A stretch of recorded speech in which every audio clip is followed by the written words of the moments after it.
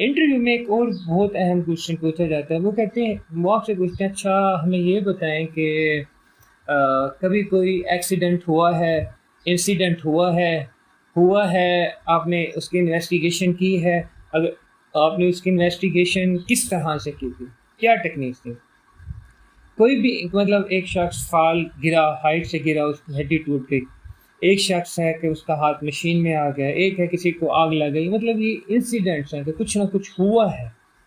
तो पूछते हैं कि जब कोई इंसिडेंट, देखें आप चाहे सुपरवाइज़र हैं, चाहे इंजीनियर हैं एचएससी में, एक्सीडेंट इन्वेस्टिगेशन आपको अगर जब तक नहीं आएगा आप मैनेजमेंट लेवल पे नहीं जा सकते।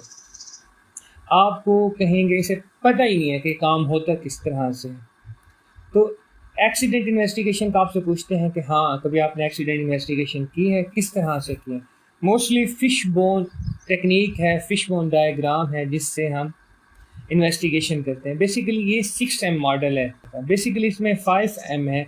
सबसे पहले हम देखते हैं, हम जब देखें मिसाल के तौर पे एक बंदा गिर गया, अब हम उस पर फिश बोन लगा रहे हैं। फर्स्ट है मैन।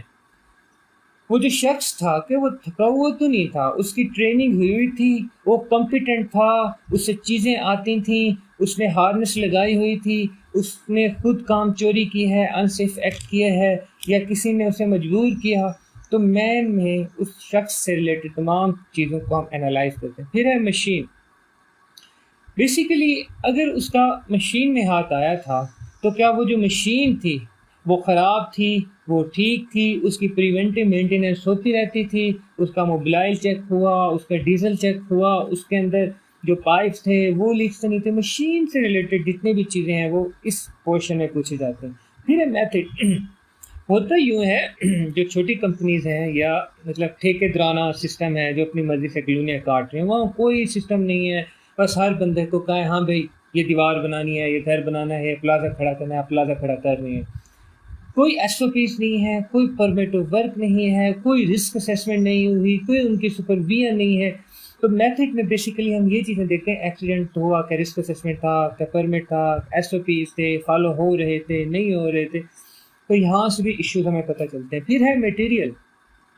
अब जो फॉर एग्जांपल एक बंदा केमिकल के साथ काम कर रहा था, तो क्या हुआ, केमिकल से उसका हाथ जल गया, ये मटेरियल था, इतना नुकसानदेह था, तो क्या इसकी मटेरियल सेफ्टी डाटा शीट थी, अगर क्या इनके पास ये था कि अगर हाथ जल जाए, बर्निंग हो जाए केमिकल गिरने से, आपने क्या करना है, आपने क्या नहीं करना, ये सारी चीज़ें मटेरियल से रिलेटेड सारी चीज़ें यहाँ आ जाते हैं।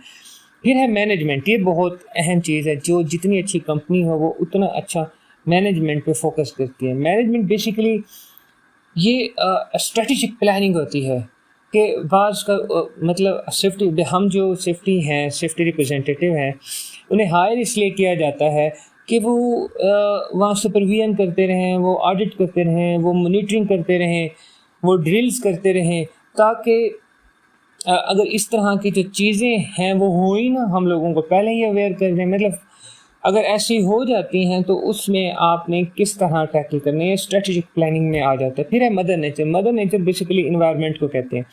अब जो अगर देखें एक हादसा हो गया, एक बंदा रात को काम कर रहा था, उसके ऊपर कोई चीज़ गिर गई। अब हो सकता था रात का टाइम था, अगर लाइटिंग होती तो वो देख के चलता, उसे ठोकर ना लगती, वो नीचे ना गिरता।